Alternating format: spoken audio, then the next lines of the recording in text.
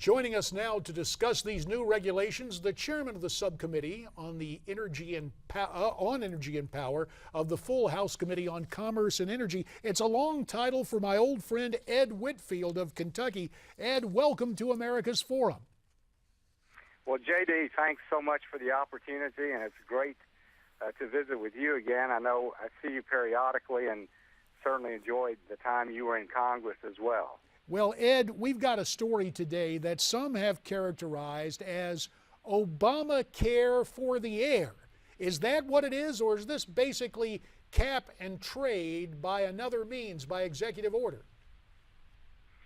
Well, I think it's both of those, JD. President Obama had two goals when he was elected president and became president. One, he wanted to take over the health care system in America, and two, he wanted to change dramatically the way electricity is produced in America. And I will tell you that his administration is acting unilaterally more than any administration in recent memory. In 2009, he went to Copenhagen and unilaterally made a commitment that the U.S. was going to reduce its CO2 emissions. And so what you're seeing today on the existing coal plants, prior to that, they've already issued regulations on new plants, which makes it impossible to build a new coal plant in America because the technology is not available. All of this stems from the fact that he was not able to pass cap and trade when the Democrats controlled the Senate and the House. He did get it by the House, but not the Senate. So he unilaterally went to Copenhagen. He's going to Paris in 2015. And every regulation coming out of EPA now is to follow up on his commitment that he made without consultation with the U.S. Congress. Ed, I am joined here at the anchor desk by David Patton, senior editor of Newsmax.com, and of course my partner John Bachman. David, let's turn to you for questions for Congressman Whitfield. You know, Congressman Whitfield, my question would relate to the impact on Joe Sixpack, if you will. We've heard a lot about the macro effect, $50 billion of costs based on this executive order. What about for the consumer who's actually buying that electricity that more and more may have to move away from coal now? What will the impact be on them? Can you help us with that? Well, you know, it's so interesting. The Democrats at the national level, they talk about the less privilege in our society almost nonstop. And yet this regulation is going to increase electricity rates at the retail level, certainly for people who can ill afford it. But in addition to that, it's going to make America less competitive in the global marketplace because as companies look to different places to locate, energy cost is one of the key components that they look at. And this regulation on top of the new coal plant regulations, and then after this, they're coming with regulations on refineries, then industrial boilers, and then they're going to everything else in our society that emits CO2 that was not exempted by the tailoring rule. So it is going to dramatically increase the cost of, and all of this, by the way, JD and others, our CO2 emissions from the energy sector in America is the lowest that it has been in 20 years. We are doing a better job than any other place in the world, and yet we are the only country in the world in which you cannot build a new plant, and they're going to be closing down a lot of existing plants because Barack Obama wants, as part of his legacy in the international community, that he fulfilled his commitment in Copenhagen. Well, Congressman John Bachman here, and I wanted to ask you specifically on what you believe this will do to jobs and the economy in Kentucky specifically, because this is not just an issue of paychecks for your constituents, but it's also an important election year issue in the state of Kentucky where Allison Grimes is running against Mitch McConnell. She's claimed to be pro-coal, but has accepted money from groups like the National Resources Defense Council. But just real quickly, if you could talk to us about the economic importance of coal for your state and your country and your constituency there. Yeah, well, thank you so much.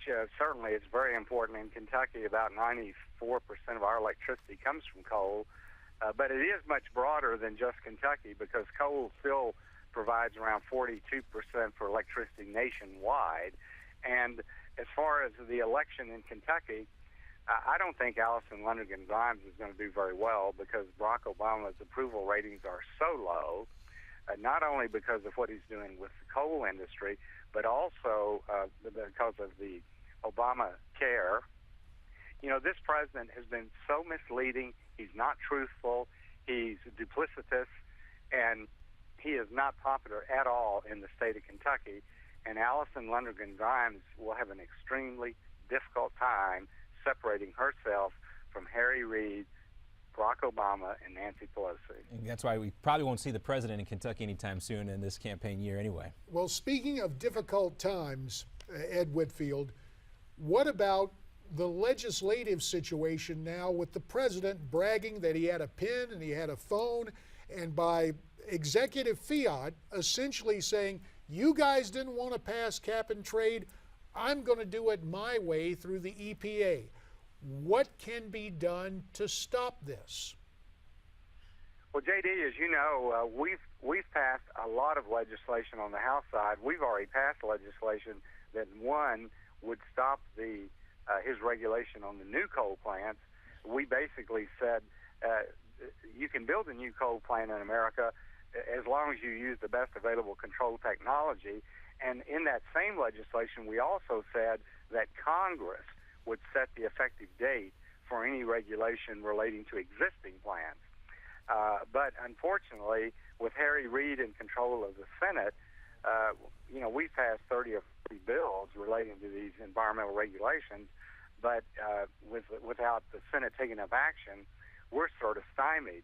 I'm glad that you pointed out, because you're absolutely correct, that Barack Obama, he's always saying, oh, I'm willing to work with anyone. He's not willing to work with the U.S. Congress. He ignores the U.S. Congress. He does executive orders. He does it by regulation. And this guy, I will give him credit. He's charismatic. He makes a good speech, but he is insincere. He is misleading, and he is duping the American people in many ways. Congressman David Patton here, in reference to those speeches, one of the things the president said in his rollout was that anyone opposed to his regulations, kind of a classic Obama straw man argument, is therefore condemning children, future generations, to having to live in a more polluted world. Do you think that that type of really politicized, if not partisan, rhetoric is going to help his cause in terms of this vast array that we're apparently looking at as we go forward? And you pointed out several examples of more and more and more of these executive actions. Are we going to hear this every time a new one rolls out? Well, that's part of their mantra, scare tactics. As I said, our emissions, CO2 emissions specifically, from the energy, producing energy in the U.S. is the lowest that it's been in 20 years. But I tell you what, I'll go back to when Dr. Stephen Schneider was at the International Panel on Climate Change. He and Maurice Strong, or some of the founders of the IPC environmental movement at the UN. And I would just like to remind your listeners to some of the things they said, and this has come through loud and clear to us as we've had a lot of hearings on this, and I'm sure J.D. heard it when he attended hearings in Washington on climate change. Dr. Schneider, he made these remarks many years ago, but he said this. He said, as human beings, we want to see a world a better place, which translates into our reducing the potentially disastrous climate change. To do that, we need media coverage. So we must offer up scary scenarios. We've got to make simple, dramatic statements, and we should never mention any scientists who suggest that we may be wrong in our analysis. Wow, that is shocking. Ed Whitfield, we appreciate your assessment and your warning about the media stunts of the so-called climatologist when it comes to this. Thanks very much. There's more to come here on America's Forum. Don't go away.